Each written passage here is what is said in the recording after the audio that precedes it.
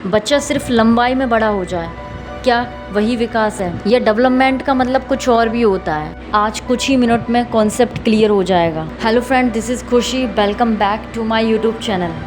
Development यानी विकास।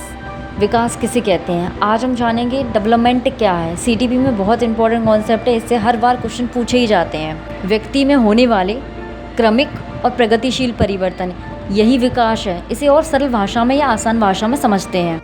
एक बच्चा जन्म लेते ही दौड़ना नहीं सीख जाता। पहले वह पलटेगा, फिर बैठेगा, फिर रेंगेगा, फिर चलेगा, फिर आखिर में वो दौड़ना सीखेगा। यही है क्रमिक परिवर्तन, यानी धीरे धीरे परिवर्तन। एक और एग्जाम्पल के द्वारा समझते हैं, जो हम में से सभी ने किया होगा। आप, हम सब ने किया होगा। जैसे मानो एक बच्चा है, वो कभी साइकिल चलाता है, कभी गिरा भी होगा, लेकिन वही बच्चा अभ्यास के बाद बिना गिरे साइकिल चलाने लगता है। यही है प्रगतिशील परिवर्तन। डेवलपमेंट अचानक नहीं होता, बल्कि धीरे धीरे और बेहतर दिशा में होने वाला परिवर्तन है। विकास प्रतिवर्ती नहीं है, लेकिन इसमें परिवर्तन संभव है। एक बार बच्चा बड़ा हो जाए तो वह फिर से पहले जैसा छोटा तो नहीं बन सकता ना। क्या आपने कभी देखा है कि हम बड़े हो गए और फिर से पहले छोटे जैसा बन जाए? नहीं, यही है विकास। Vikas is not reversible, it is मॉडिफिकेबल।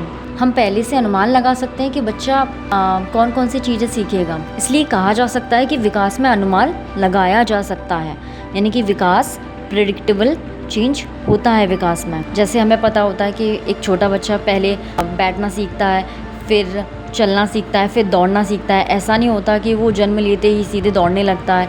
यही है विकास का अनुमान लगाना, यानी कि vikas is predictable change. Let's discuss about some previous year question. विकास का कौन सा गुण बताता है कि बच्चा पहले बैठना, फिर चलना और बाद में दौड़ना सीखता है? ऑप्शन ए व्यक्तिगत भिन्नता, ऑप्शन बी क्रमिकता, ऑप्शन सी निरंतरता, ऑप्शन डी परिपक्वता। सही जवाब है ऑप्शन बी क्रमिकता। विकास के संबंध में कौन सा कथन सही है? विकास केवल शारीरिक परिवर्तन है। विकास जन्म से पहले समाप्त हो जाता है। विकास एक निरंतर प्रक्रिया है।